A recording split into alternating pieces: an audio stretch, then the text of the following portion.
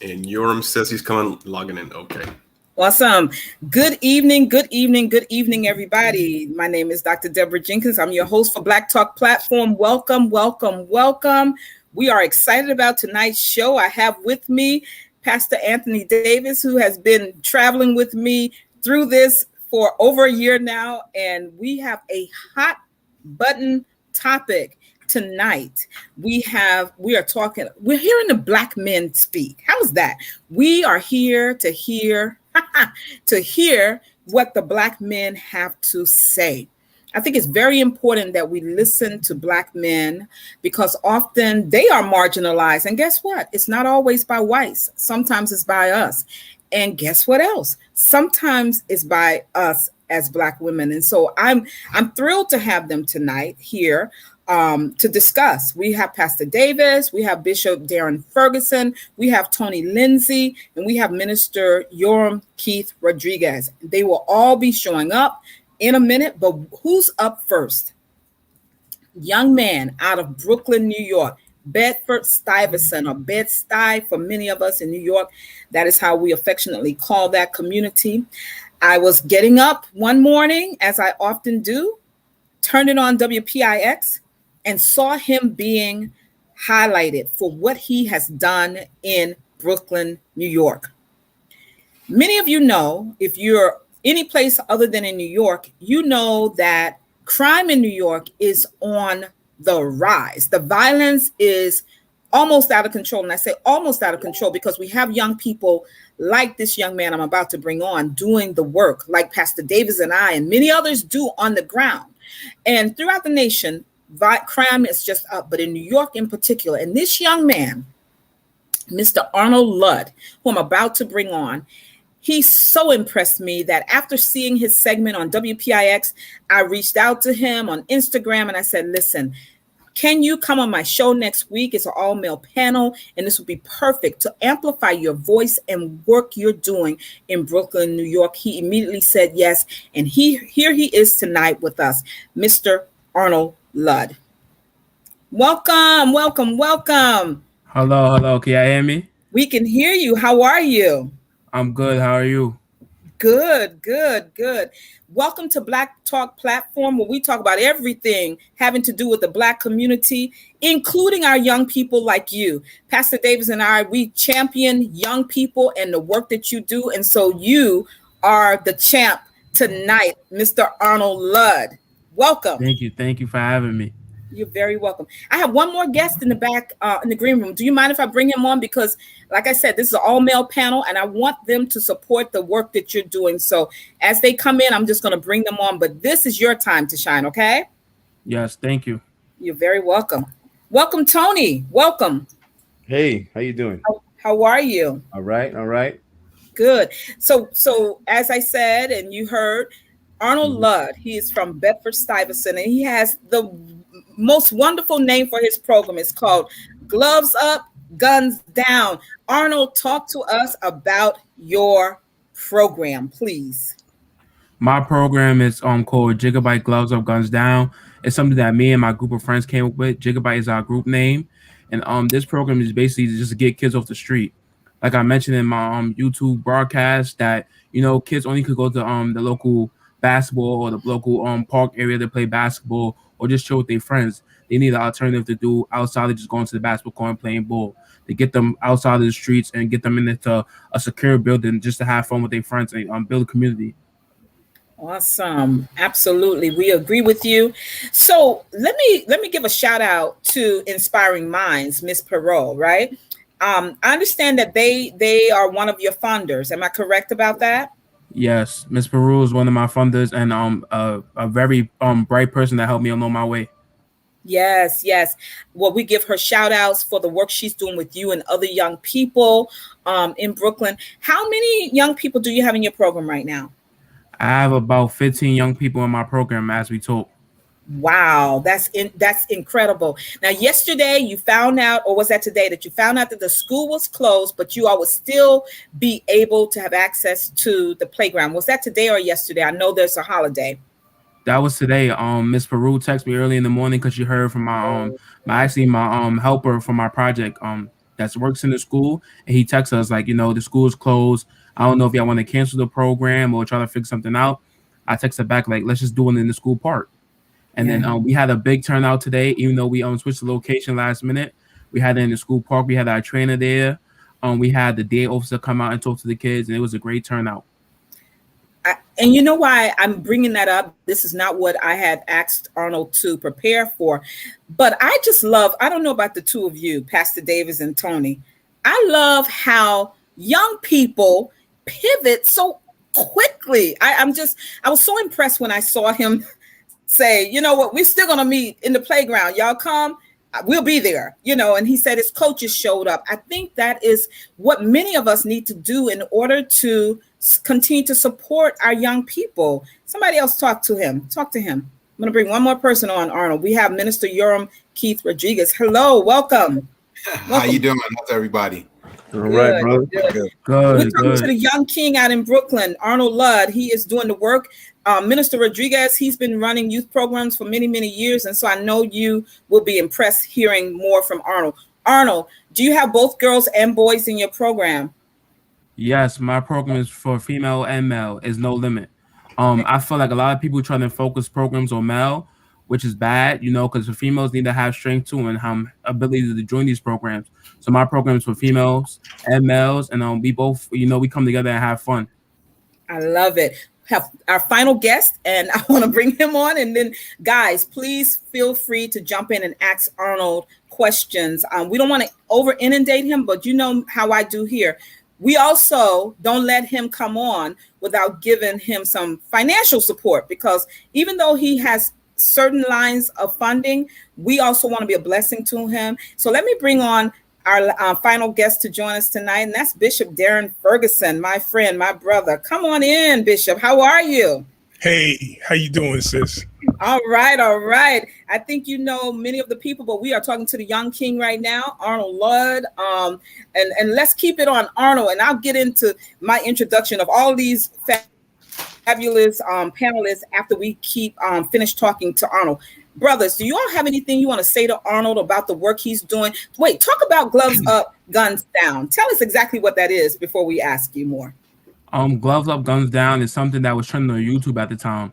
So me and my friends, we had an argument in our group chat. I was like, yo, we don't have to fight, y'all. I'm gonna buy some box gloves because it was trending on YouTube at the time. So we did this video and we posted it on my YouTube called Gigabyte Gloves Up, Guns Down. And Gigabyte is our group name. So basically in the video, it shows us boxing in the park, doing friendly boxing matches with our friends. And then, the guys was like, oh, we don't want to stop here.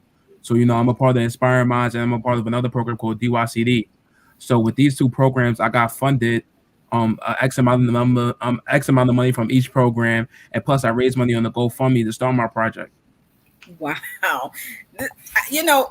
As Big Red said in my favorite movie, The Five Heartbeats, what is it that you don't do? I think I'm saying it a little better than he, but you have the mind of someone who's more seasoned. I've done the work. Bishop has done the work. Pat, we've all done the work that you're doing, but it's like boom, boom, boom. I'm loving it, Arnold. Panelists, what do you all want to ask him? What do you want to say? Because my mouth is still open. Well, I just quickly want to say that I think that is really impressive. You're a very impressive young man, and your program is actually reminiscent of the way that we used to do things back in the days. So I can really relate to that because I come from an era when things were getting kind of crazy in the neighborhood, and at that time it was the OGs that used to step in. The elders that used to step in and be like, no, you guys don't have to do all of that. Come on, put on the gloves. You know what I'm saying? So just hearing you say that, it kind of makes me feel like you had some strong elder OGs in my background or something, because what you're talking about is what I come from. You know what I'm saying? So I appreciate that, and I want to see that keep spreading amongst the youth. Thank you. I agree with you. A lot of us don't have OGs, back us up or show us the way to go. Me, I have a lot of mentors in my life. And one thing about my program, I wanted to have youth support the youth. Inspiring Minds is youth led, so I want to continue that. I want to have youth, train the youth, speak to the youth. Even the day officer, and I have a guy that name is Antoine Cassidy. and he comes close to the kids. He's a close friend of my father. He came home from doing nine years in federal prison, and he changed his life. He owns a store. He do stuff with schools, playing boxing in schools and doing music in schools. So I have those two people come dressed in regular clothes and showing kids that you can make a change. Who you know, a DA officer come to your program with bootcut jeans, Jordans, and a Biggie shirt. The kids will gravitate to him. Who you know have a youth. My godbrother's the trainer. His name is Bobby Pellegrew. He's ranked number 3 in the world of boxing in the USA boxing team. He's the one training my kids. It just shows a lot to have youth train the youth and youth learning from youth. It does. It absolutely does, because you know what? The way you said that you approached your friends and said, we don't have to fight. Let's pick up these gloves and let's duke it out through the gloves instead of fighting. I love that, because there was a time, and the time that Tony is talking about, where we didn't settle everything by shooting and cutting each other up. We might not have sat down and had like really controlled conversations. We might have fussed and shouted, but we didn't try to kill each other. And I love the fact that the OGs in your life and the detective that you're talking about, they have shown up in your life, in the life of the 15 that you have registered, which, by the way, is a very impressive number of young people to do something that's an alternative to them either getting in trouble around the neighborhood, just being on the streets, walking back and forth. You have done it, and we're just so impressed. I'm so impressed. I don't want to speak for everyone else, but we are all very impressed with you. Anyone else want to ask Arnold anything? I want to ask the brother, besides the GoFundMe, besides the DYCD and the other organization that you mentioned, how else are you raising money? Are you thinking about that? I don't know. I got booted out. Can you re-ask your question? Okay, no, I was saying that besides DYCD and the other organization that you mentioned, and I know you said you raised some money via GoFundMe. How else are you raising your money, and are you thinking about that? So right now, like I said, the program was broadcast on the news. So there's a lot of people right now trying to throw money at me or wanting me to do stories with it. And me right now, I'm really focused on going to college, but also I'm trying to start the program into my school. The reason the program right now is done at my school, so I want to continue the program with my school. So possibly making a contract with my school to have the program and add it into the school's list for programs to have during the school year. So that's my next steps with the project. Right. So what I'll tell you, brother, just my own advice, because I've been working in the nonprofit arena for over 10 years. And I know you're saying you're thinking about college and you're busy doing other things. I think what you need to focus on, or you should start thinking about, is hiring a director of development, somebody who can help you raise the money, somebody who knows how to write grants, who are familiar with RFPs that come out. I think that'd be a way to go. Think about hosting galas and highlighting a lot of the young people that you work with, and getting people to sponsor your program. Because what happens is, like, places like DYCD and other government funding arenas, those sources of money can run out, and if you become over dependent on those sources, you can lose out. So a lot of times, reoccurring donors is the way to go when you're trying to set up something for nonprofit. I like that. Yeah, I agree. That's something that inspiring minds taught me how to write proposals, how to host certain events, how to write one pages, and how to do certain things to get the public and adult eye to have these people from my project. So that's a lot of stuff I learned to inspire minds, and I'm looking into getting a 501c3 for my program. Oh, wonderful. That's awesome. Great. Well, before someone else comes, so I'm so happy to see all the brothers show up for the brothers tonight over here. I don't know if you all are checking the chat, but I'm seeing some heavy hitters over here. But I'm just happy to see all of you as usual. My sisters, Reverend Barb, Shireen, and our brother Ronald Hartridge, and Reverend Dundee Holt. Thank you so much for sending this out to 30 plus people today. And my brother, Mr. Sean Dove, that is somebody that I would love to connect Arnold with, if you don't already know Sean Dove. So Sean, I'm gonna reach out to you and try to connect you with Arnold, and big ups to you on your new book. We're looking forward to hearing more from you about that as well. And welcome everyone to Black Talk Platform. So Arnold, is there a way we can support Gloves Up and Guns Down? Is your GoFundMe still active? Yes, my GoFundMe actually raised over $550 in a day. I just started it yesterday, and it raised over $550 in a day. So if you would like to donate, you could donate to that. You could come to the school and even watch and even talk to the kids. If you want to like to talk to the kids, share your experience with them. You can make a session and at the extra hour so you can come talk to the kids. That is beautiful. That's beautiful. So that's an offer he's making to all of us. But I feel very strongly, and I like what you said also earlier about it wasn't just for males. Although I think that there's a place for just male programs and just female programs. But I think a program like this, a project that you're doing like this, is really best suited for both. Do you have a link? If you can send it to me in a private message, I can put the banner up there so that everyone will know where to go, or you can just drop it in the comments, Arnold, so we can go and support your GoFundMe. Definitely. Like you said, for the males and females, one thing about my trainer is that he doesn't want to, do nothing that's inappropriate. So, like, say if he had the guys touch their toes, he would have the girls do a different leg stretch because, he wants them to feel as comfortable as possible. I love it. I love it. So we give shout outs to your trainer also, because that's appropriate, right? That is appropriate. And we are loving that. They are asking you to throw the link for the GoFundMe in the chat, Arnold, as soon as you can. Let me tell you all something that you might not have known about, or that I haven't said about Arnold. Arnold's program was featured in Diversity magazine. So kudos to you and the good work that you're doing, Arnold, and the work that they're doing. All of them are doing at Inspiring Minds. Yes, pull it over in front of your face so we can all see it. Put it right in the middle. Put it right in the middle. There you go. There you go. Yeah, find your page. This is my page right in the back. Isn't that awesome? All right. Right. Good work. We are so proud of you. We are really proud of you and all the young people. Again, I don't think I can thank Inspiring Minds for all the work that they're doing with you and other young people. This is how the village is raised, and this is the product. Gloves Up, Guns Down is the product of that great model that they have there, but also the support that you are getting there. Did I see your mother in the WPIX piece too? I thought I saw someone who might have been family. That was my mother.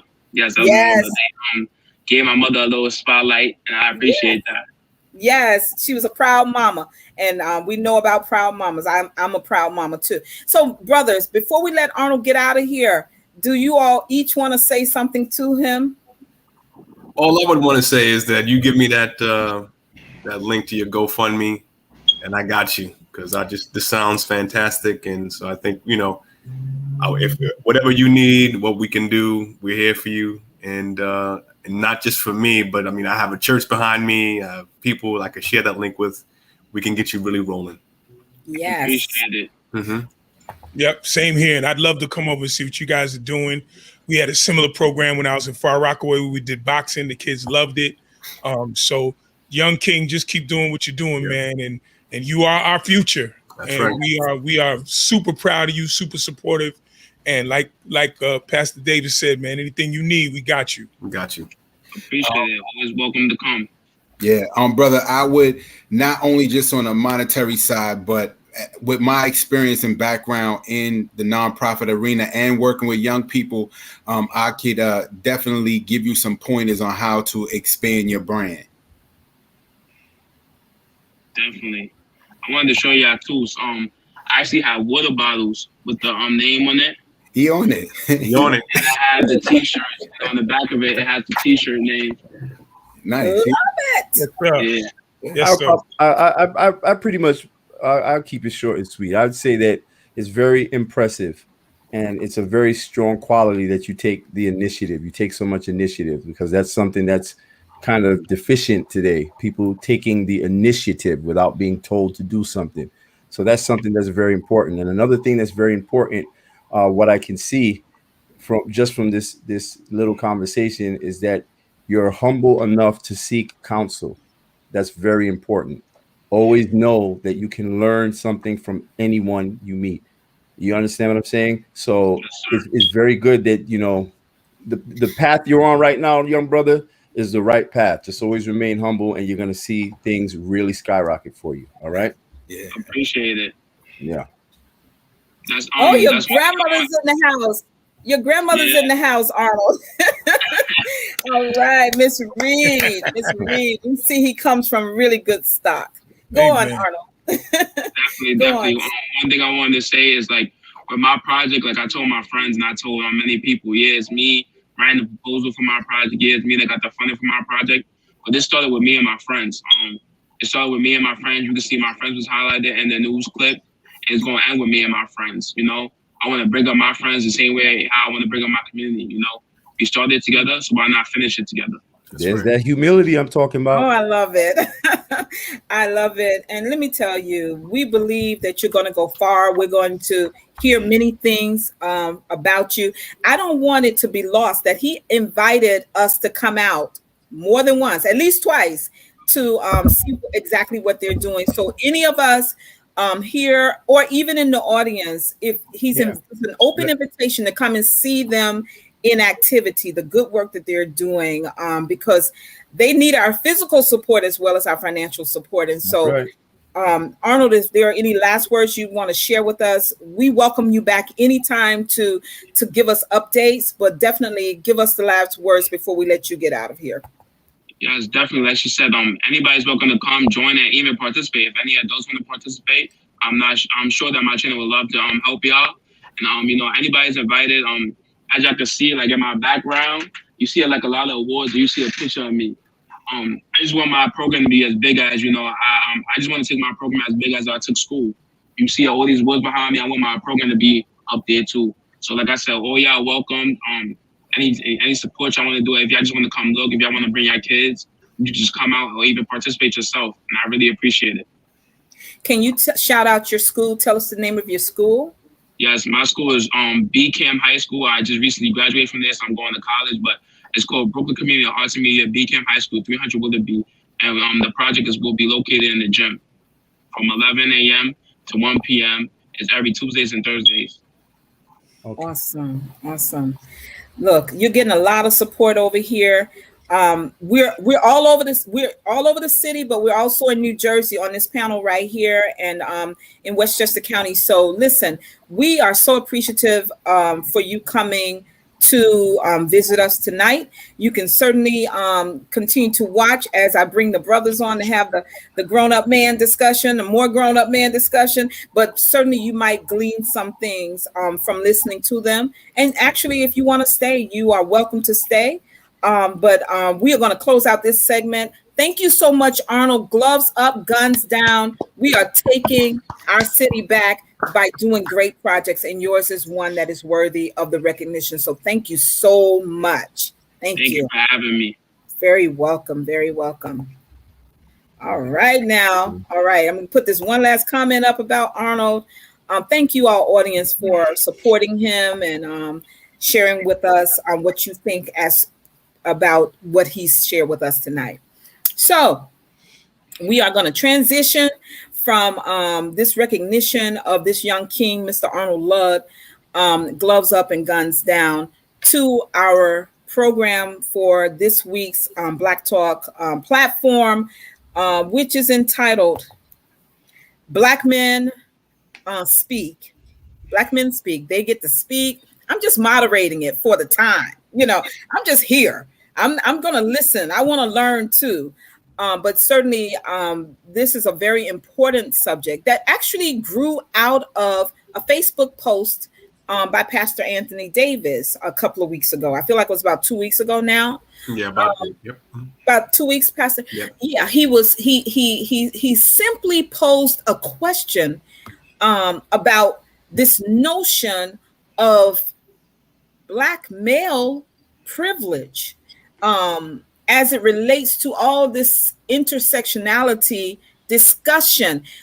Are Black men really privileged?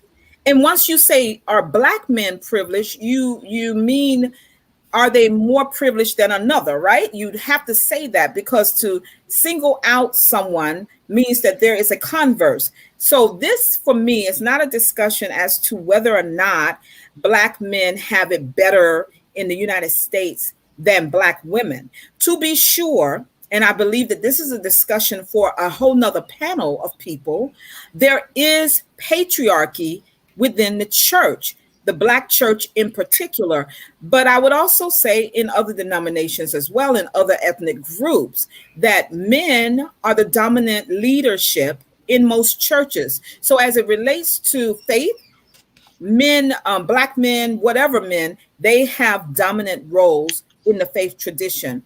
I did not want it to devolve into that type of discussion tonight, because I do believe that those who are most harmed by that type of patriarchy are the women, and they should have their own panel. What I wanted to do was drill down on what Pastor Davis said in his post, because he not only spoke about as a Black man, I can't sit here and say that there isn't or there is privilege. I want to hear from the men, and that's why I assembled this great team of brothers to come with it. And so brothers, as I bring you back on screen, there are no limits, there are no barriers other than we're going to keep it respectful, but I believe that goes without saying. I may have to interject just to keep us moving forward. We went a little longer than the 15 minutes, and so we might end around close to 8:30 if you all are here and able to stay. I do believe that this is going to be part one of maybe 2 or 3 segments. So let's go, bring you all back in. Where are you? Where are we? We're going to change the view, right? So, brothers, did I already lose somebody because I said the time was going to be late? No. Okay, so Pastor Davis, let me go to you first.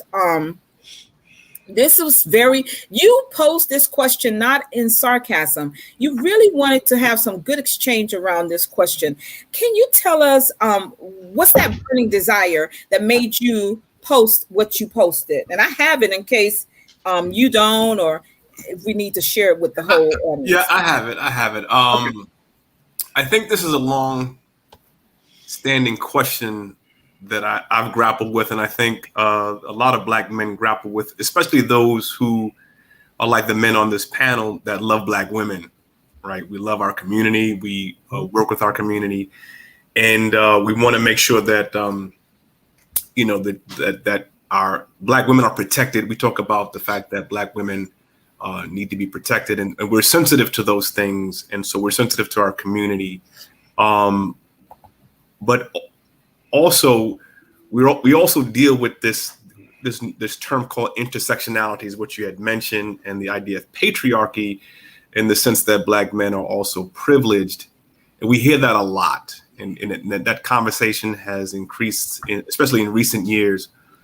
And I often think, what does that mean? And my Facebook question was really rhetorical, or even really to promote a dialogue, to promote maybe even something like this, right? Like, what does it mean when we say that Black men have this privilege, and in what sense are they privileged? And I think a lot of times I've heard things like Black men are to the Black community what white people or white men are to the Black community, right? And that cannot be a one-to-one correlation. It just doesn't make any sense. And I often ask, like, in what sense are we privileged like that? I mean, when we think about, and I said all metrics when I talked about health disparities, socioeconomic issues. We talk about mass incarceration. We talk about life expectancy.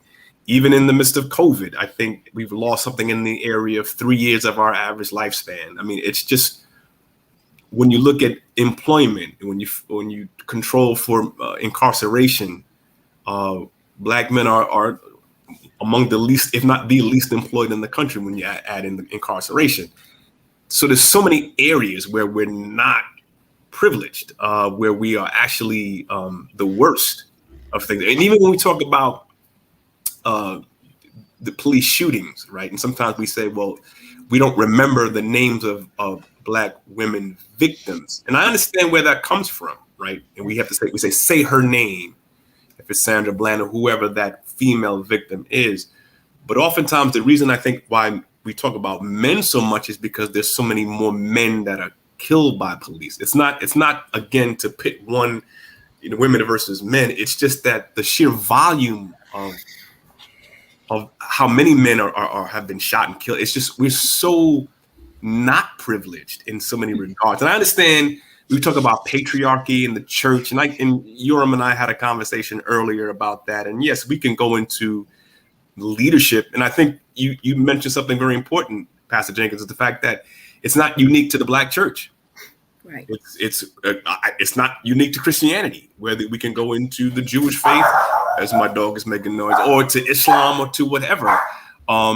These things exist. So let me pass it on while I take care of my background noise. But yeah, I wanted to start the conversation off with that. Okay, awesome.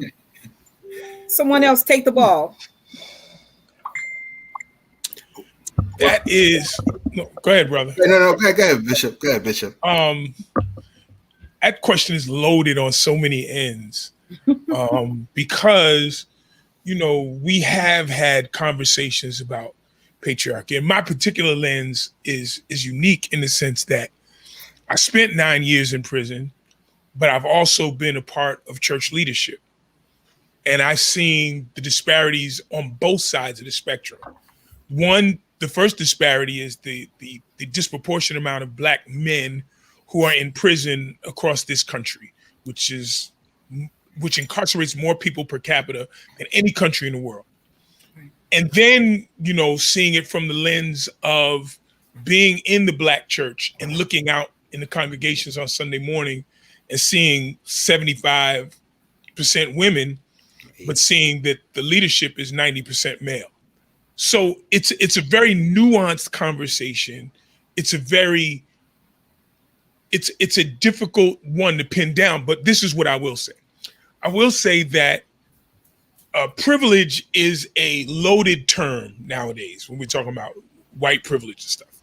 There is some advantages in terms of the way we look at society to being male. But being a Black man is a whole different animal, because we have been hunted. We have been castrated, and I'm not even talking physically, I'm talking about spiritually, psychologically, educationally, and economically castrated in this country. We have been made the butt of jokes. We have been made the punchline. And, when somebody says, absentee father, the image that comes to most minds is a Black man, when that's not the case when you look at the numbers. So I think it's a loaded conversation, and I think that the conversation goes from privilege to patriarchy to gender roles and how those things have changed in our society today. But it's a very difficult conversation to have, because we're in like Mike Tyson says, we're in this era where people are used to hiding behind a keyboard and saying stuff that you would usually get punched in your face for, and that has limited us in the way that we have nuanced conversations. So people want to be black and white and don't want to live in any kind of gray area, and there's a lot of gray in this conversation. Right, absolutely. Thank you, Tony, Lindsay. Were you? Yeah, your mic. Sorry. Yeah, I'm sorry. My mic is muted. You can hear me? We can hear you. Okay. Well, maybe I can kind of tie it together a little bit, because I was really thinking about the question. Is there such thing as Black male privilege? And in a word, I would say no. And, when you really think about this, I think it's a very dangerous narrative for a bunch of reasons. I mean, Black men, we're the most likely to be incarcerated. We're the least likely to have any access to any real wealth. We have no institutional wealth. We're the least educated, and we are the most targeted group in this country, right? The term Black male privilege was created as a defense mechanism and a tool to obscure the truths about the privilege and the truths about this white supremacist system and society. And if you notice, every time a term is created to identify like the true oppressive forces in society, there's always a term immediately created to rebut it. For example, the term white supremacist, right? It was immediately created. Like what was the term that was created? Black supremacist, like in the age of the Black Panthers, right? Then you had when white males were identified as the overwhelming perpetrators of domestic terrorist attacks and mass shootings. What did we get after that? We got Black identity extremists. Even the word racism has become diluted with terms like reverse racism. So there's always an answer to any type of term or phrasing or narrative that exposes the systemic privileges that are afforded to white people, right? Let's just be real about it. So I think this is about removing the social engineered and installed blinders that have been placed on us to better identify that privilege that is born out of power. And we all know that Black men have no power in today's society. So, and I just want to be clear real quick. I'm not saying that there aren't Black men who exhibit traits to control or dominate and even shut our women out, like, of consideration. We know that that's true, but that's not privilege. Privilege is something that is granted. Privilege, it's something that's readily available for one to take advantage of due to a predetermined factor, like systems that are put in place for them to cater to them. And we don't have that. The fact is, Black men don't have any of that. So, that's my a little bit of my perspective on that. I'm sorry for all the noise from my computer. I'm getting like notifications all over the place. It's okay. We can't hear it. Minister, you want to come on in there in that conversation? I'm listening to everybody's conversation, and I ditto all the sentiments. If you want to say privilege, yeah, we're privileged. We get the most bullets. We have the most heart attacks. If you want to say, if you want to say heart, you want to say we're privileged. Every indicator that is adverse is what the Black man leads in. So if you want to say we're privileged in that regard, yeah, we are. But in terms of any benefit, any positive benefit, no, Black men are not privileged. I mean, that's it in a nutshell. And I think that the articles that we seen, I think it was the Roots article that I remember the author. It was the Roots article that was really highlighted about it. I think NPR News did a take on it, and it's not really backed up, like, to say that Black males are privileged, or they are what the white men are to the Black community. There's some nonsensical term like that. It's not really backed up by any real data. When you read these articles, it was the same thing when they were talking about so many Black men on the down low, and there was books about it, but there was no empirical evidence that talked about this. Most of the information was anecdotal, and that's the dangerous part about it, and it becomes this mainstream narrative. That's very dangerous, and it's very divisive. Yep. And so what I think is when you start talking about Black male privilege, I think where the argument comes is who benefits. Right. Benefits. So there's these arguments about whether the Black male privilege may be some thought that Black men are benefiting from the system more than Black women, which is right. I mean, again, it's not backed up by evidence. But when you speak about who benefits from it, I mean, we really got to think about that. Who benefits from the dysfunction of Black relationships? Right. That's what we really got to think about. And, as a community, not even just Black men, but as a community, we're so heavily propagandized by the media. And unfortunately, the way that I would say as a result for the new wave of feminism that we saw that was born out of the 60s, I think that a large number of our women have been convinced or somehow bamboozled into viewing Black men through a skewed lens that has been provided to them by white feminists. Because at the end of the day, whatever issues they have with their men, that's not the same type of issues that we have in our community. So we can't allow people to continue to infiltrate our culture, our community, and tell us how we're supposed to engage in relationships when Black people have always had a completely separate dynamic when it comes to family. So our understanding of family and our relationships with each other has become totally foreign from what it has always been a part of our culture. May I jump in there for a minute? This is y'all's conversation, but certainly on this point, I wanted to piggyback off of what you just said. I do believe that there is a problem for us as Black women when we start viewing you, Black men, through the eyes of feminism. Feminism was never meant for us. And I know some of the strongest womanist theologians and just womanist leaning women, but guess what? They'll still say, I'm a feminist. That word has to be eradicated, in my opinion, from our vocabulary as it relates to us as a culture of people, because as you said, we don't respond to one another in the same way. Let me give you an example of something. I was just watching Orange is the New Black. It's the New Black with my daughter. And one of the white women got an early release. So, of course, there's that stigma. She's trying to tell her new friends what she was away at in prison or whatever.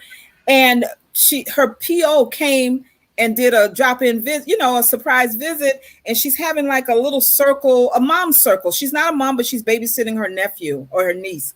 So when her white friends find out that this is her parole officer and that she was being visited by her, they were like, oh no, we support you, but the babies don't, something silly like that.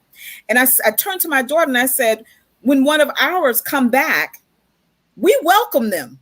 We ain't asking all these questions because for the most part, we already knew they were gone upstate or they were gone wherever, right?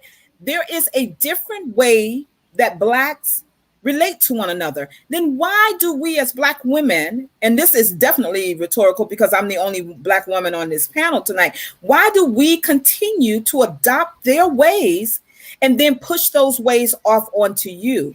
I feel like if we are Black women trying to love our Black men, whether you're our brothers, our love interests, our nephews, our sons, we have to actually give space to listen to you without the noise of all of the others who are around us, who are really trying to control our narrative. Like Reverend Dr. Dundee Holt said, we have to control our narrative. Unless the lion learns to write, the story will always glorify the hunter. That is a proverb that is very true in our community. What do you all say to us as women when the only or the primary thing we do say is that we make less than even Black men typically? I'm just saying that was an example, but what do you say to us so that we can actually start listening to you? Well, a couple of things. One is, I think everything that you said plays into this larger narrative of separatism and Black nationalism. And the reason why I say that is this. One of the issues that I believe that we've had in our 400 plus year sojourn in this country is that in our desire for emancipation, our desire for equality, that a lot of that has been steeped in the desire to not be free from under white people's thumb or the thumb of this 400 years of oppression, but to replace those who are in the power of oppression to become like them. So therefore, these narratives happen. These narratives of, feminism versus womanism. This idea that came about in the 1980s or 70s about absentee black father, which is a lie. It's a myth. It's not backed up by any empirical data. The data shows actually that black fathers that are not custodial are actually more involved in their children than their white or Latino counterparts. So that just shatters the myth of the absentee black father. But we still buying into I didn't know my daddy. And there's this. And so all of this stuff is tied into the fact that we need to, as a people, separate ourselves from the white narrative and have our own conversation about who we are and what we are and where we came from and what all of this means. And our assimilation into the society, while it's been necessary for survival in some ways, has not been good for us as a people. Has not been good for our identification as black men, as children of the African diaspora. We have not really identified with that. So then that plays into the whole narrative that happens in our churches. My final paper when I was in Sing Sing for New York Theological Seminary was called Plantation Theology. And the reason I call it plantation theology is if you looked at, I think it was the last one of those Black Pain movies that I watched. I think it was Harriet, where they have Sunday morning, the master sitting up on the stool on the porch, and all the enslaved folks are standing out there, and they got a black preacher up there preaching to them under the watchful eye of the slave owner who wants to make sure that the narrative is not one that will interrupt his flow in terms of how he's managing his plantation. And what's happened is we've recreated that same narrative within our own churches. When you see black preachers who are supporting the Southern Baptist Convention wholeheartedly for all of these years, when we've adopted policies within our own institutions, that are detrimental to black men and to black women, when we adopt the narrative of popular culture that has always been built on our backs, all the way from the Sambo, all the way to the absentee black father, to the over-sexualized black woman. We've always bought into these narratives that have been to our detriment, and it's killing us. It's killing us spiritually. It's killing us emotionally. It's killing us psychologically. And we have to break free of that and have conversations like this one where we can be honest and open and not be afraid that we're going to get snatched up by cancel culture because we no longer know how to have nuanced conversations. Wow. Woo. Yeah, you said it all, brother. He did. But you're right. Can I just say this before you guys continue? I'm really not trying to halt the conversation. You're right, because I tell you, my kids are always hearing me speak, right? But I just heard you speak, and I even drew a parallel between feminism and womanism. Let's drop all the terms and just be us. Can we come outside of the labeling that we feel we must have in order to combat the white supremacy that we are still victims of? So I appreciate that, Bishop. I do appreciate you saying that. Go on, brothers. Keep talking. This is your platform. I think, Bishop, man, I couldn't say it any better than the way you did that. And I think what you're saying is important for us to understand, that we're buying into these narratives. And it's a bunch of them. And we buy into the narrative that black men hate black women, that we're misogynistic, and I'm looking at the just my sphere of influence, my circle. I don't know no black man that hates black women. It doesn't. I think when you look at it from an ideological point of view, that black men tend to be more progressive than white men or the typical American man. We tend to be more tolerant of a lot of things. I think we're not really given, in terms of empirical data or what the facts say, we're not given that benefit of the doubt. So there's this idea that we're just hypersexualized and misogynistic, when none of that is true. Even when it comes to relationships, right? When men marry, we can talk about dating, we can talk about a lot of things, but when men marry, 85 or 87% of black men marry black women, right? I'm not saying that there's not some things prior to, maybe black men may date across the spectrum, but when it comes to permanent relationships, at the end of the day, he seeks to marry a black woman, right? When we talk about misogyny and we talk about even sexual abuse, is a disproportionate amount of abuse that black women do, receive from black men. We could talk about that. That's a real thing, whether it's physical or it's sexual. But what is not talked about at all is the victimization of black men. So when you look at things like intimate partner violence, or when you talk about sexual abuse of black males, in particular boys, right? There's a disproportionate amount of physical abuse that black men deal with and sexual abuse than any other men in the nation, right? And a lot of that is perpetrated by women, but we don't talk like that. We don't use that kind of language, right? So we just make it seem as if black men are just that they're just the perpetrators, but we don't ever see black men as victims of anything. And what we're trying to say on this panel is that black men are very much victims, and we're victims of internalized racism.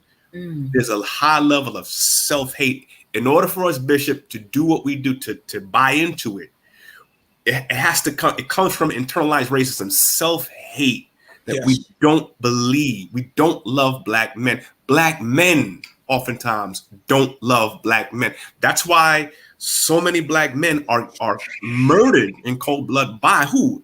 Other black men. Yeah. So we have to really, and I agree with you, Bishop, that we have to now create new paradigms, like shift, like I talk about the paradigm shift, right?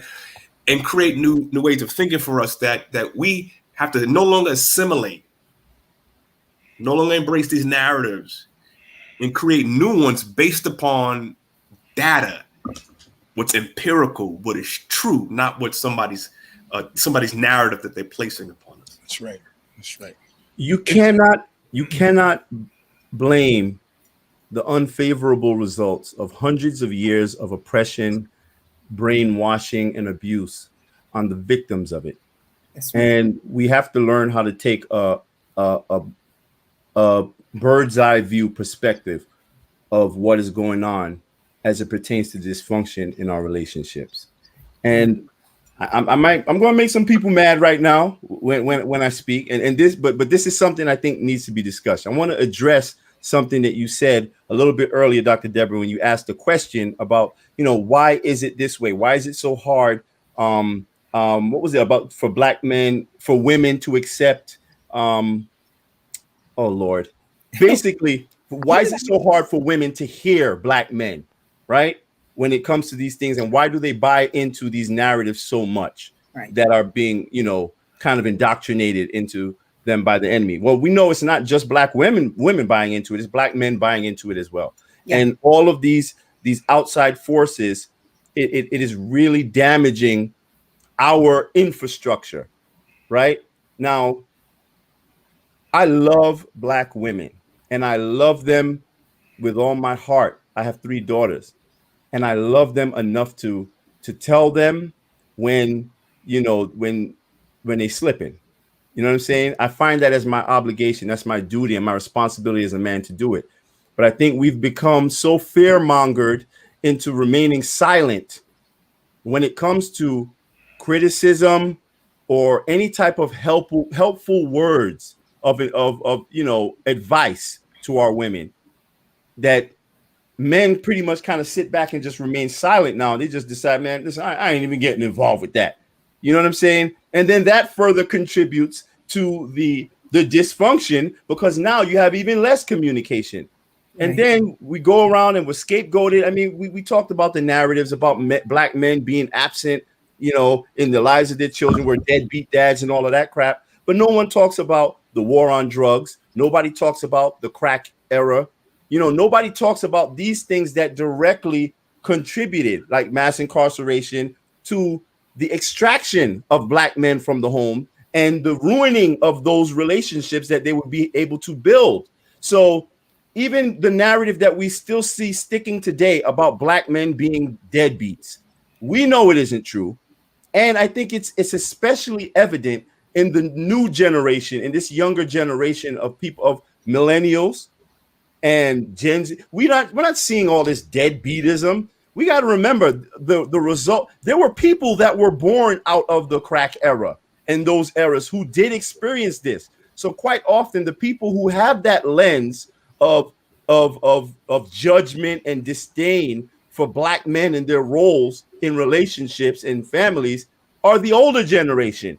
Right. And then they take that mindset and then they ram it into the minds of the younger generation, which becomes a perpetual cycle that just never ends, and the enemy wins. So black people need to learn how to start looking at each other, looking at this, and see a friend, not an enemy. A friend. Wow. Who's that? Bishop Brother Tony, you know what I was thinking about when I was thinking about, I hear, especially in church, we use all these good down home sayings, a hit dog's gonna holler, right? And we've been hollering a long time. The pain and the suffering that we've suffered at the hands of oppression, at the hands of everything that you spoke about, but also at our own hands, has been the narrative. The most popular thing that you can do. Look at everything. Just look across the board at all of the most popular things. The only popular thing that I could think of that came out that was blackety black in the last 15 years that had nothing to do with black pain was really Black Panther. Yeah. Which is why we loved it so much. Yeah. But Harriet, 12 Years a Slave, Power Book 2, Power Book 3, Get Rich or Die Trying. This is a narrative that we come and the Rags to Riches story of coming up a drug dealer, the Jay-Z story, that's a wonderful narrative, but that's not the only one. That's not all of who we are. That's not sum total of what makes it to be a black man. Yeah, and I lived the narrative. I came out of prison and tried to make a little something of myself. But at the end of the day, that's not the narrative. The narrative is my dad, who was abandoned by his mother and put into foster care because he had a white daddy and a dark-skinned mama, and they told my grandmother, you ain't never gonna find no man with that little light-skinned baby. So she put my father into Graham Wyndham when he was a kid, and then when she had 2 more children and that marriage didn't work, then she went and got my dad, but he became a cop. Baptized by Adam Clayton Powell at the age of 17 at Abyssinian Baptist Church, became one of the first black cops to go from corrections, because they only let the black people be corrections, but sent them over to and had a successful 25 years in the NYPD and raised all of his kids, took care of all of his kids. And my mother was the one that taught me my father was a deadbeat. And I didn't find out until after my mother was dead that my father was not a deadbeat. Because when I finally had the difficult conversation with my father, he said to me, do you know when your grandmother used to take you shopping every week? And I said, yeah, Dad. And he said, yeah, well, where'd you think she got the money from? And I almost cussed my father out. I'm saying, why are you telling me down this when I'm in my 30s? Wow. Why didn't I know this when I was 12 or 13, when I was angry at you? And he said, because I didn't want to. I didn't want to get in your way and make you think your mother was a liar. Lord, and he had to wait until my mother was dead to tell me that. He had to wait until my mother was dead. And that narrative, that pain has become the overriding story, but it's not the only one. Right. We have to fight. And now I'm fighting. And every time I hear a woman say, well, his daddy ain't this, and his daddy ain't, nah. You and I tell kids, listen, there's more than one story. Yep. You haven't heard the whole thing about your father. You heard your mother's pain, and her pain is relevant and she deserves it to feel it, but that's not the only story. That's not all who your father is. So we have to, again, and it comes back to narrative. It all comes back to narrative. We have to reappropriate our own narrative. We have to carry our own narrative. Our narrative is not just pain and suffering and slavery and Yowza Balson and being a rap star, being an NBA star, but the hundreds of thousands of millions of nameless, faceless black men and women who made something of themselves in spite of the odds. My grandfather, who shined shoes in the Piccadilly Hotel in 42nd Street and got hired by the Mets because he shined somebody in the Mets organization shoes, and he ended up becoming a foreman at the Diamond Club at the old Shea Stadium. And this was a man with a 6th grade education. And I thought my grandfather was I thought he was I thought he was a failure until I looked at what he accomplished in spite of the odds. And I looked at the dignity he had in going to work every day. This man that wore a hat every day, wore shoes every day, wore a collared shirt every day, because he had a dignity that we don't believe exists within us. There's a dignity. That's when we call each other kings and queens. That dignity is that dignity of black men and black women who are. That's why we get angry when we see women wearing bonnets. That's why we get mad when we see men with their pants sagging down, because we know there's a dignity within us that defies. And that bonnet and them sagging pants becomes the narrative, it becomes the reality, and not who we really are. And who we really are is actual kings and queens. We are not the sons of Ja Rule and Jay-Z. We are the sons of Nefertiti. We are the sons and daughters of great kings and thinkers when they were colleges and universities in Africa when our counterparts were still living in the Caucasus Mountains. That's the narrative. That's who we are. And until we celebrate that, in spite of the Jesus color don't matter. Yeah, Jesus color does matter. Jesus was black. And I don't care what nobody say. Fight me. You can't beat me. Jesus was black. And I don't care what you say about it, because you can't hide in Africa if you white. Period. That's right. Period. Right there. Until we embrace that narrative and celebrate that narrative, we're gonna keep having the same old stupid Power Book 3 Raising Canaan story over and over again. Sorry, I'm sorry, I didn't mean to preach, but I. Well, look. Tony knew that he was going to be on here with 3 preachers, well, 4, but I'm just quiet tonight. But let me get Minister Rodriguez back in here by trying to answer Sean Duff's question. I kept putting it back up there in between all the other comments, but I thought it was a really great question, and it has to be more than rhetorical. How do we make it safe for more Black men to talk about the trauma and grief that you all are carrying? Because that story right there that you told about your father, Bishop, oh my goodness, I know you can feel us all just like, oh my, really? These things you all have to have space to work out, you know. And so can you start with that, trying to respond to that, Minister Rodriguez? First, I'm going to say there's going to have to be a level of accountability. And anecdotally, I've seen men too often, or not too often, rightly so, apologizing for the wrongs that they've committed, right? The things that they've done. Maybe if they were absent in the household, if they did commit crimes in the community, I've seen men who oftentimes apologized and had to, and rightly so. But then when we start to look at where the onus is in other directions, the accountability is not the same. We often will find that Black women are not taking accountability for a lot of the things that's going on. And to Pastor Davis's point about bi-directional violence that takes place in our communities, about the abuse of Black boys, somebody's got to take responsibility for that.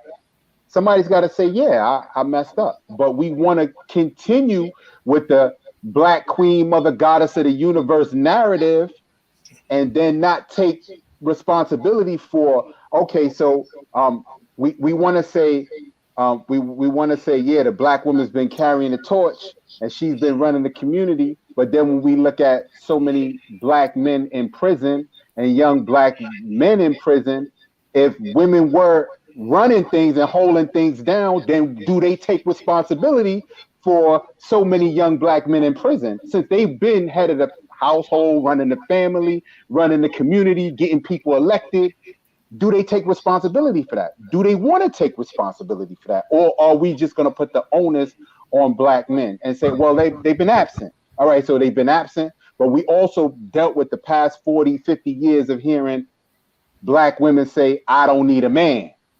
So now you don't need a man, and then what is the outcome and what is the result of that? So I think that we have to take onus and responsibility for on both sides, and we can't just say, "Oh, we're both messed up. We just got to get it together," because that's deflecting, and we don't want to deflect. We want to be honest. We want to lay these issues down together and come up with solutions, and not just and it's not just a pointing finger.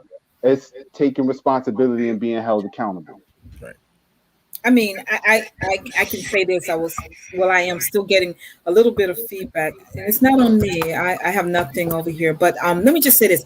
I was talking to a friend today while I was out, and who Bishop was just talking about the bonnets. This family came out of one of the buildings that I was over. I was at the church building, and this family, young couple with their young children, came out, and the woman in a bonnet, she was so loud and indignant towards clearly her partner, her husband, her boyfriend. And I said to my friend, I said, now, if he hauled off at her or if he reared up at her, everyone would rally around her. While he was fussing back at her, but I could barely hear it. We could only hear her.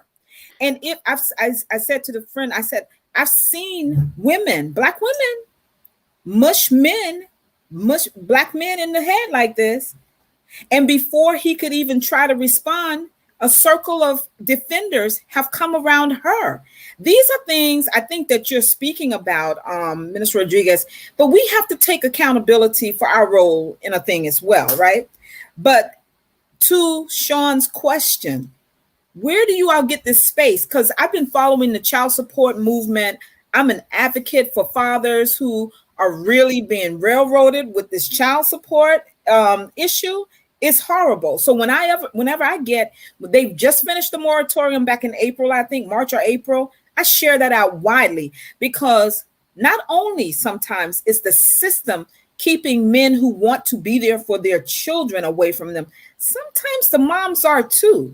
And we have to really give you all that space to at least talk about it in a positive way. And that's why I love my brother, Ron Hartridge, because he addresses these things too in his fatherhood group. But can we try to answer Sean's question? And Sean, you also had another follow-up question about that's why we need our own media. Tony Lindsay and I talk about this all the time.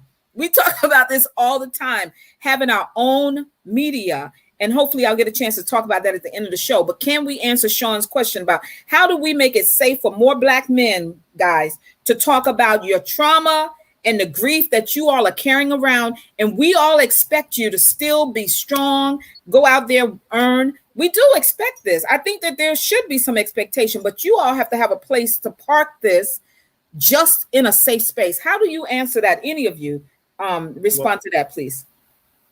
I say quite simply, no one can create that safe space for us. We have to make it. We have to take it as black men.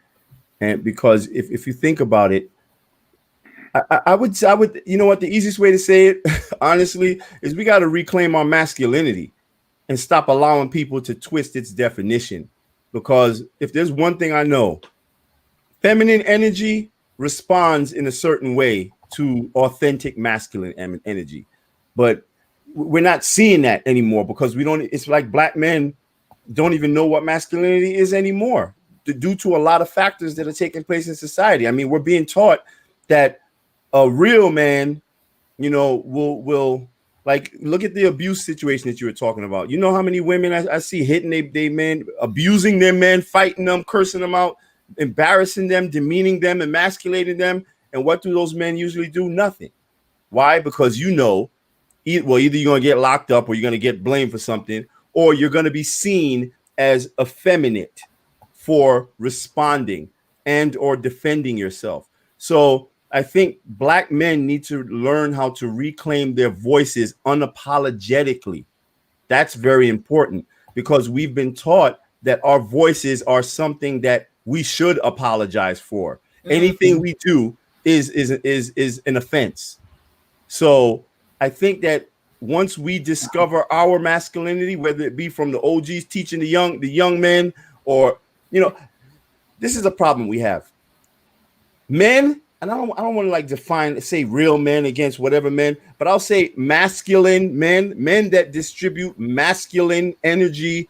If you want to call them beta males or whatever you want to call them, I think a lot of those men just get tired of seeing all of the peanut butter and jelly stuff that you see out there, and they get real turned off You understand what I'm saying? And then some people misconstrue that silence as a cosign or as endorsement of certain behavior. So I think it is our responsibility to start speaking up unapologetically and with love on the issues that need to be addressed. Because if we don't, all we're doing is enabling bad behavior on the part of our brothers and our sisters. Because the fact of the matter is, Black women have been placed in the driver's seat of Black relationships by this system.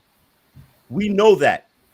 But what happens when you navigating for a very long period of time? You get used to that spot, and it gets very hard for you to let go of that wheel and trust someone else to lead, trust somebody else to take over from here. So, and in a lot of situations, it's just ego. It's just flat out ego. So I think that because in this current environment, with all of these elements you see in the mainstream media and certain movements, all of these things play to the female ego. So we gotta, like, and you know what's funny? That's why I laugh a lot, and I find that guy, what's the guy's name? Kevin Samuels. Kevin Samuels. I find him interesting. I think a lot of his views are problematic, extremely. But I always look when you think about him and that guy Derek Jackson, I always say that they both have achieved a great amount of monetary success because they both play to the female ego. One caters to it and the other one challenges it. So we have become like the perfect commodity of dysfunction. So we got to really think about that. That's good. I want to answer Sean's question in this wise. There was no space for me to talk about my pain or my grief or my anger or my anguish. So I created it myself. Come on. And how I created it was it started literally in a room full of men at the Chapel of the Redeemer at 354 Hunter Street, Ossining, New York, 10562. And one night I just decided that I was going to give my full, unadulterated testimony. And at the end of it, I broke down and I cried in a room full of men where crying was seen as one of the highest forms of weakness. And a bunch of other brothers got up and cried with me. And ever since then, I decided that whenever I feel like crying, I'm going to cry. Whenever I feel like being upset or angry, I'm going to be upset. When I'm hurt, I'm going to say that I'm hurt. And I'm going to tell my story whenever I feel like telling it and however I need to tell it, because that's the only space. Waiting for somebody to create a forum or a conversation or to have a talk show, forget about that. The conversation happens one-on-one. When me and my brothers get together and I tell them, man, listen, or I'm with my wife, or I'm with my daughter, or whoever I'm with. It doesn't matter the gender, the relationship, or whoever I'm with. You know what it matters? The authenticity. The authenticity of saying, I'm in pain. I was hurt. Something happened to me. Can you relate? Can you hear me? Do you see me? And being able to say, I see you in your hurt and your pain, whatever that is, and acknowledging that. And refusing to take no for an answer. You don't want to deal with my pain too bad because pain is part of who I am. You don't want to deal with my anguish too bad. Then if you don't want to deal with it too bad, you don't have to deal with it, but I'm going to deal with it. And if you're going to be around me, you're going to have to deal with that.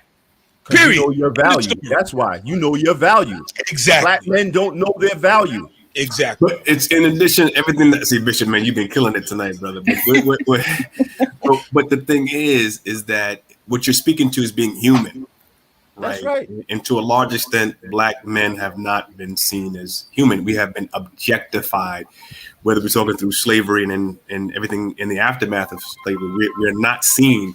So when Black men are hurt, even from a physical point of view, and he goes to the hospital, he's so not likely to get painkillers.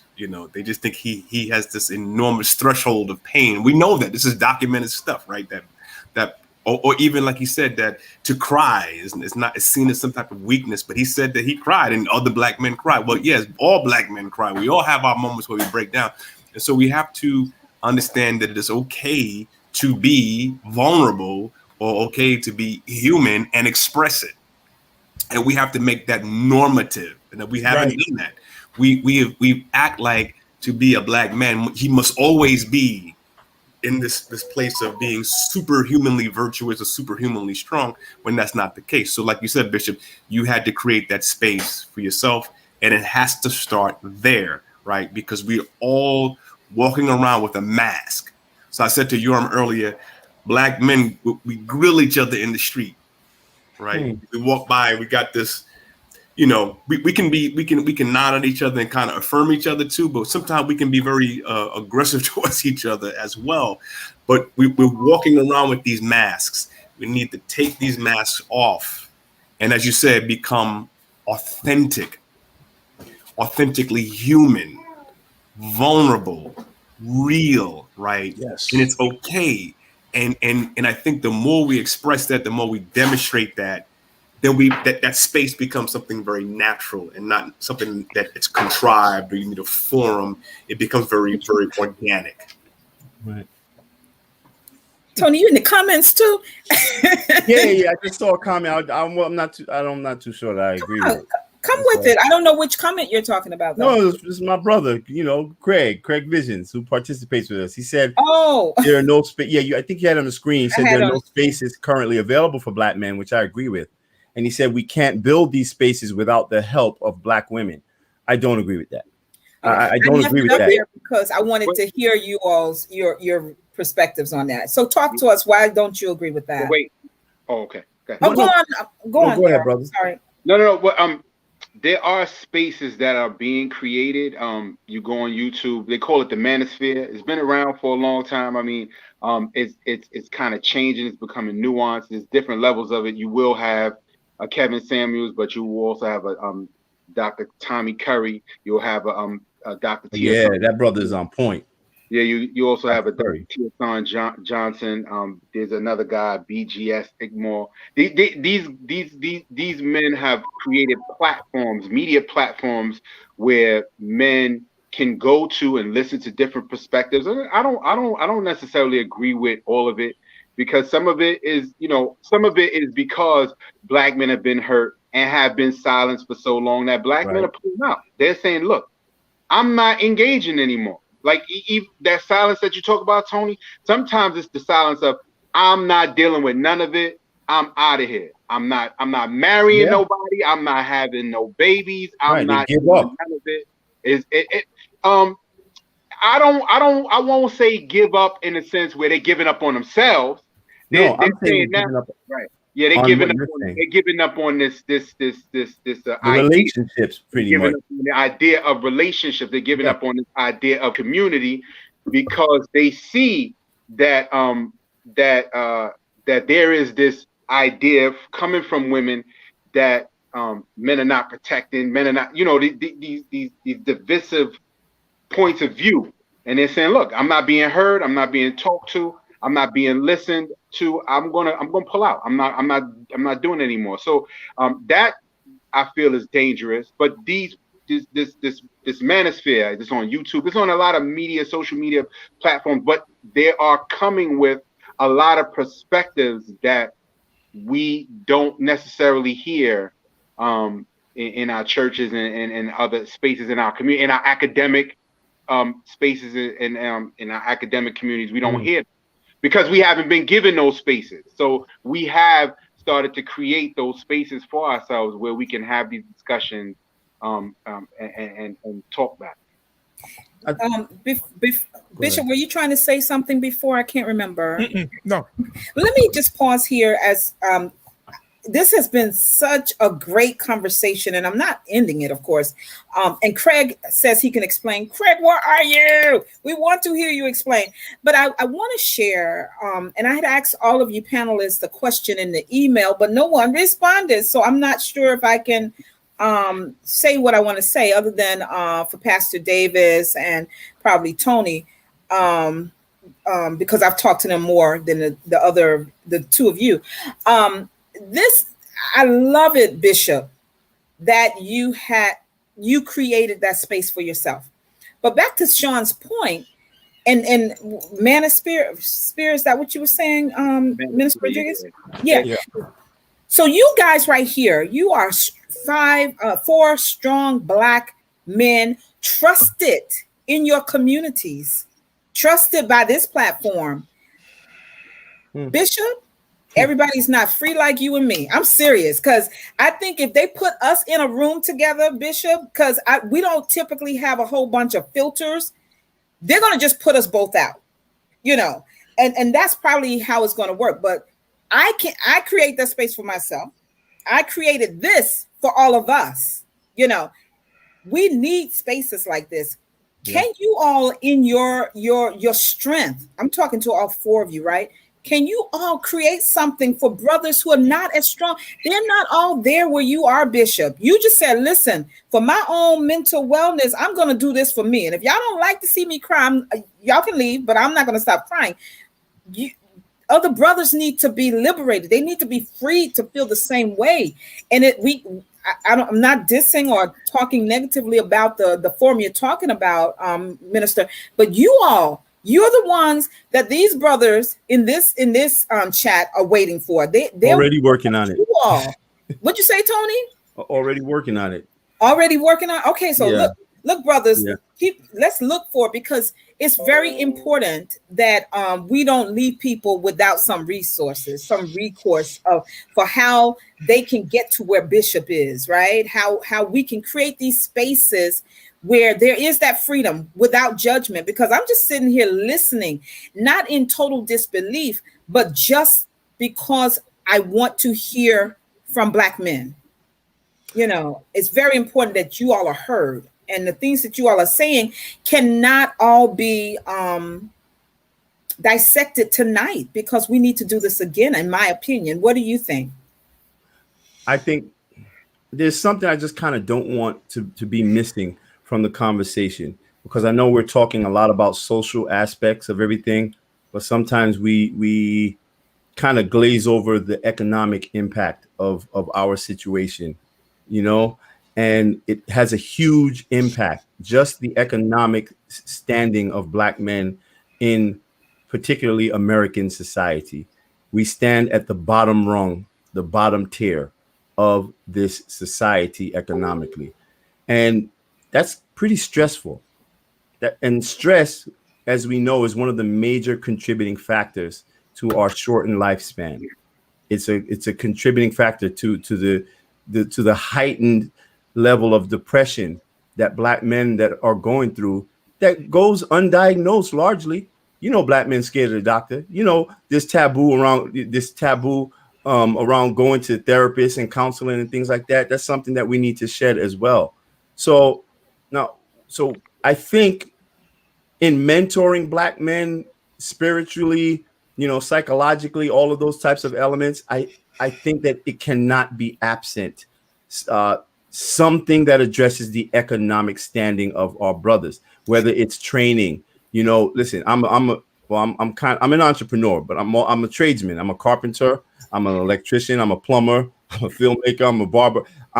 You can tell I'm Jamaican. So there's a lot of things that I do, and I try to always impart whatever little bit of wisdom I have onto not just the young people, but any brothers that I come across who I know are kind of struggling in their lives. And when you make them feel that sense of value, that they matter, I'm telling you, it makes a really big difference to their emotional state and their ability to even communicate and become self-assured and self-reliant. So, that same reclaiming of your manhood, Bishop, that you did, I reached that myself. But I know one thing, it's a lot easier to do that when you got some money in your pocket.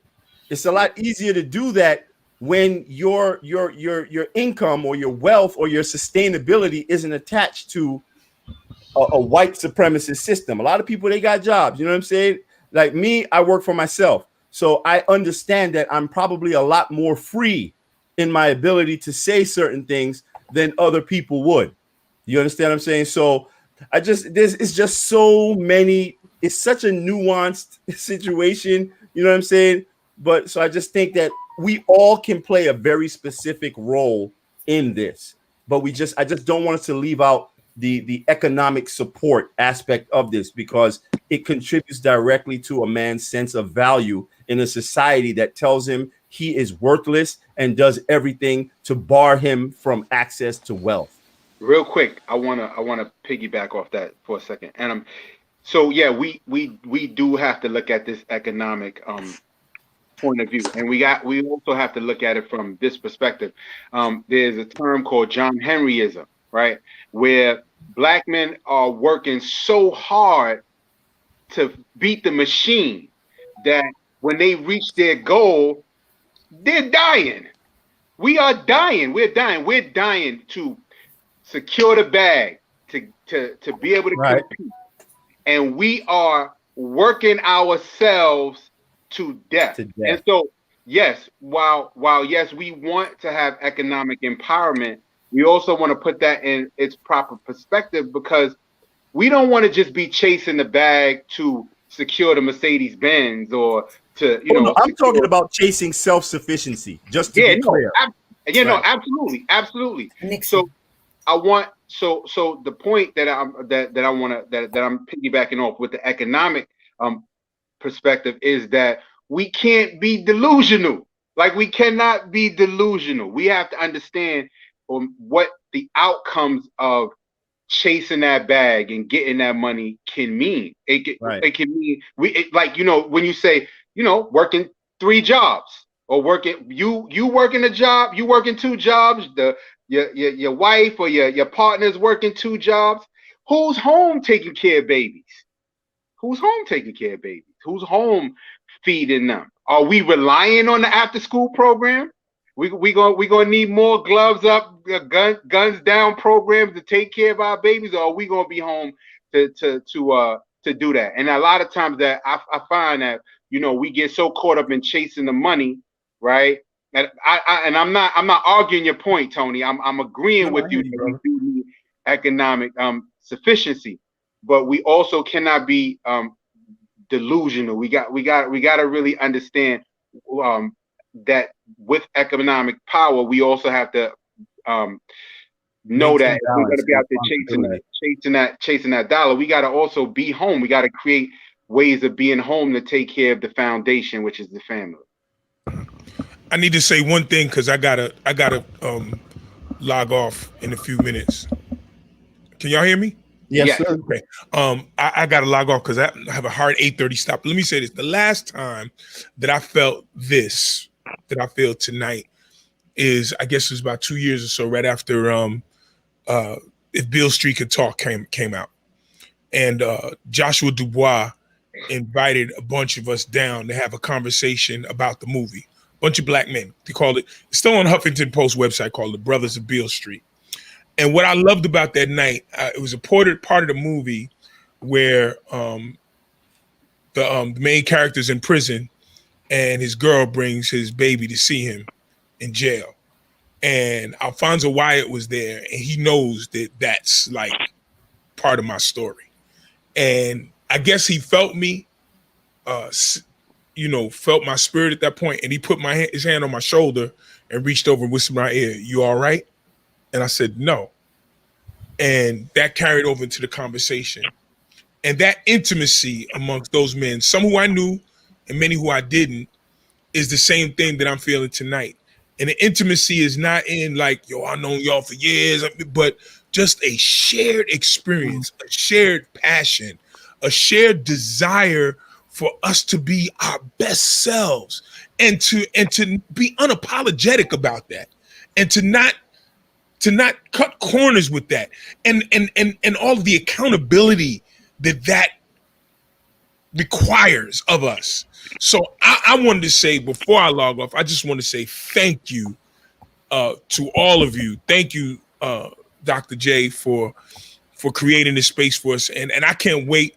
I want to get together with all of you brothers in person so that we can continue this conversation, because and I'm just gonna close by saying I love y'all, and ain't nothing y'all can do about it. Right. Thank you, Bishop. We want you back to do part 2, and I'll schedule with all of you. Okay. All right. Good night, y'all. Good night. Right, Thank you. Be safe. So before I get to Kenya's comment, I put it up here because she wants to hear from you all, and I hate Bishop had to leave before he can weigh in. We brought Craig Vision on. Craig was supposed to be one of our original panelists, but he had a conflict, but he has been here for most of the show. And there was a differing of opinions in a comment that he made. And so I invited Craig to come on to further explain, because Tony had a little disagreement with it, but also Kenya wasn't sure what your disagreement with Craig's point was, Tony. So Craig, why don't you clarify your point, and then Tony, if there's more, you can go on, and we are going to wrap it up in about 5 minutes. Okay. Good night, everyone. Can everyone hear me okay? Because my audio is always crazy. Everyone's good? Okay, great. We hear you. All right, cool. All right. So basically, the question that I was responding to, some of the commentary that I was responding to was, is there safe spaces? And I believe right now in the paradigm of cancel culture, there is really no safe space for the narratives that we want to create, that the narratives that we believe in, and the narrative of traditional Black. There really is no true safe space unless we have a collective support from everyone, from the men and the women. Now, growing up, I grew up believing in a traditional family. You know, the men was at the head of the household. I watched my father be the head of the household all my life. Women and the rest of the family structure was protected under his wing, but it was like a diamond, like a pyramid. You know, and it was nothing wrong with that until now we come into these conversations where, like you were saying, Pastor, with all these new terms and all these new things that we have to think about and now try to adjust the way we approach the family structure.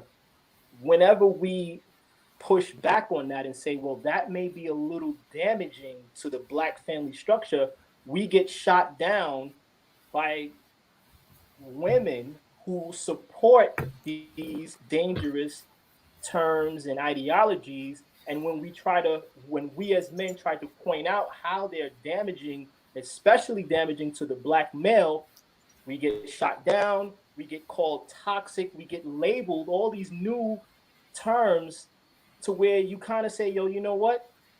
I don't agree with everything that I'm seeing on social media right now, but I'm not going to comment because there is strength in this new cancel culture.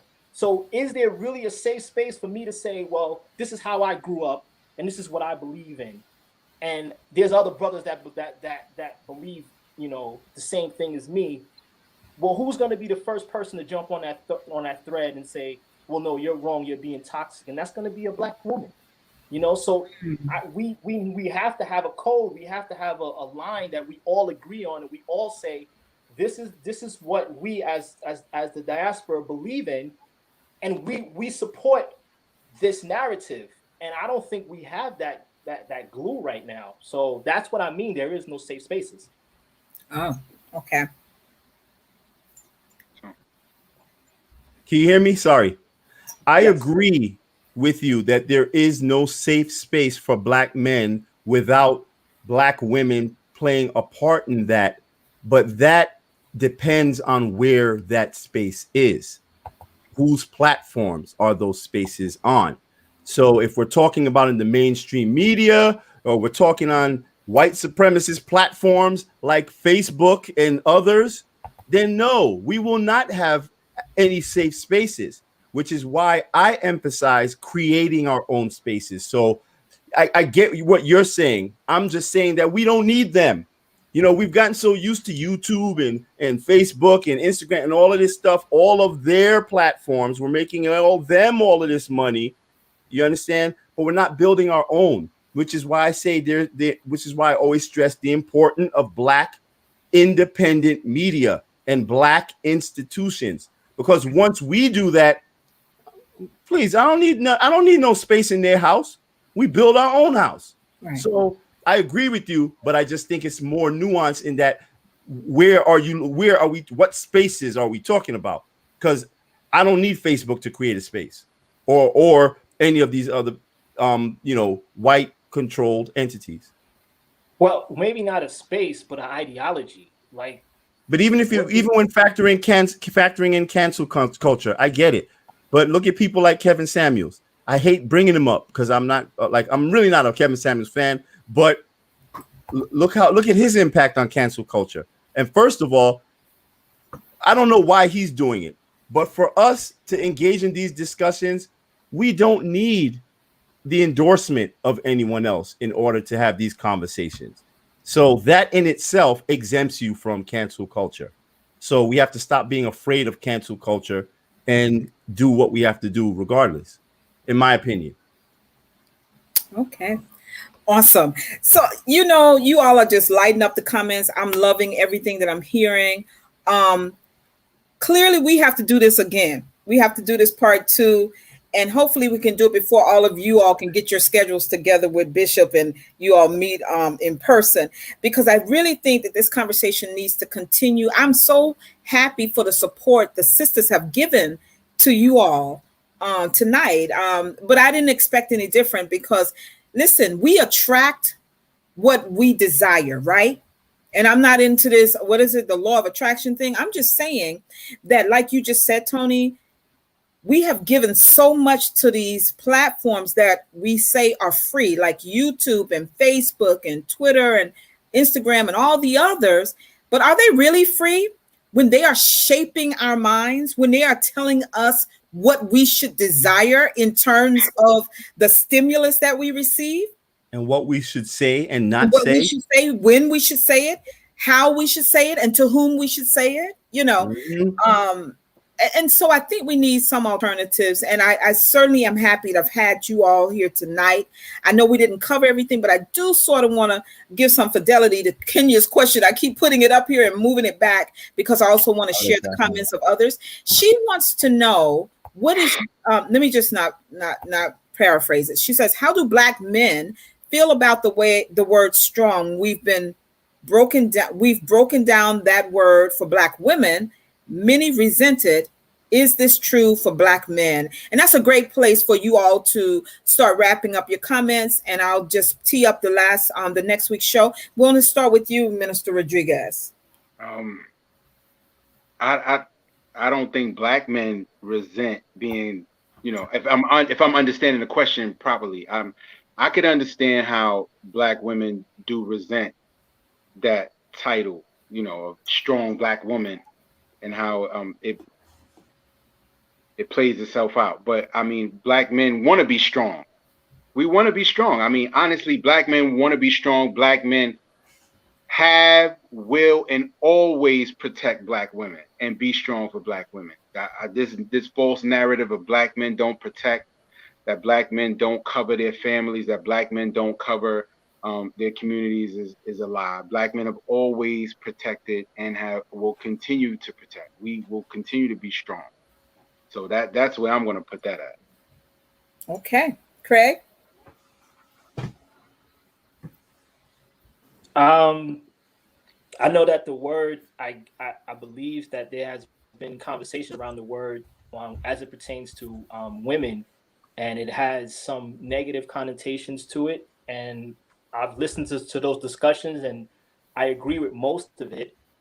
As it pertains to men, I grew up, seeing my father as a strong Black man, and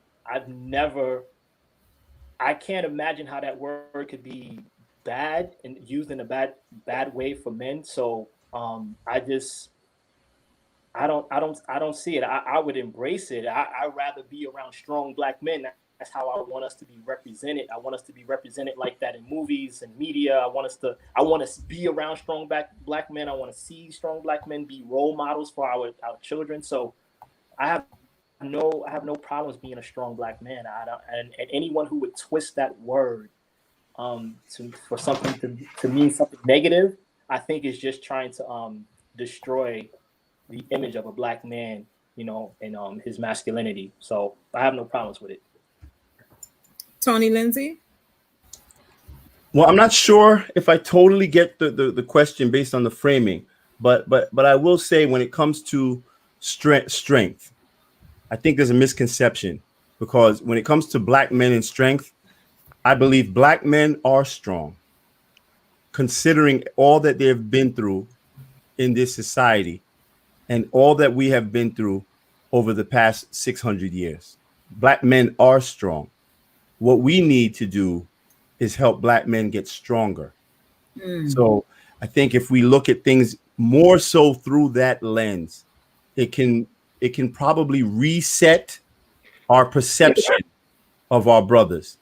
And also, when it comes to strength, and I'm talking to the ladies right now, and we know the stigma that gets attached to that word strength when it comes to women, which is often attributed to some form of masculinity, right? Or some form of abrasiveness, aggression. But I would say, for myself personally, see, I view strength through a lens of character, wisdom, and humility. See, I find that to be strength. So if we can redefine how we see these things, I think we'll find ourselves in a much, much better state as a community. Awesome. Pastor Davis? I think the brothers all kind of said it. I think that there's nothing wrong with the word strong. I think, like Yoram said, that most Black men want to be viewed as strong. I think it's important that Black men have a viewpoint of be viewed by the community as being strong. I think that's something that's needed. I think that's okay, and I think that we need to be okay with that as a community. That strong Black men are good, and it's a necessity for the strength of Black people. And as the other brother said, Tony said, that we need to help Black men get stronger. Yeah. And it's important because Black men are beat down, man, badly. We've talked about the data. They go through a lot, and they're victims of a lot of stuff. And we need to stop looking at Black men as privileged. Come on. And help him get up and become what he needs to be for the community. Love it. I love it. I tell you, I'm so appreciative of all of you, Pastor Davis, Tony, Craig, Minister Rodriguez, and Bishop Ferguson. I'm so appreciative of all of you because you allowed yourselves to come on this platform not knowing if there was going to be any combative comments in the comments, because you all face that, right? You face that when you open your mouths. And that's really why I wanted to give you an opportunity to just speak in whatever fashion, manner you wanted to come, so that other men can feel the same way, the same comfort, the same welcoming spirit that says this space is being created for Black men to speak whatever he wants to say without risk of economic canceling, as you keep talking about, Craig, with the cancel culture. None of you are at risk of losing anything by coming on this platform and speaking to our community and sharing what some other Black men have not been free to share. So I do want to ask you all to come back in 2 weeks if possible. That's 2 weeks, because next week I have newly elected Councilwoman Nantasha Williams. Oh, cool. Yes, I'm looking forward to meeting her. I've not met her, but I followed her campaign. Yeah. Very much like what we've talked about for the last year. So we're going to be in good company welcoming this young, vibrant woman.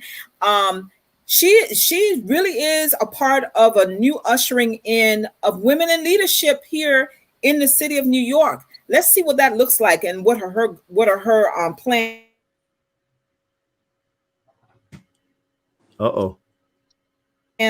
But in 2 weeks, I would love to bring this to your friend, Davis, who also got. Is that your brother? No, that's not your brother.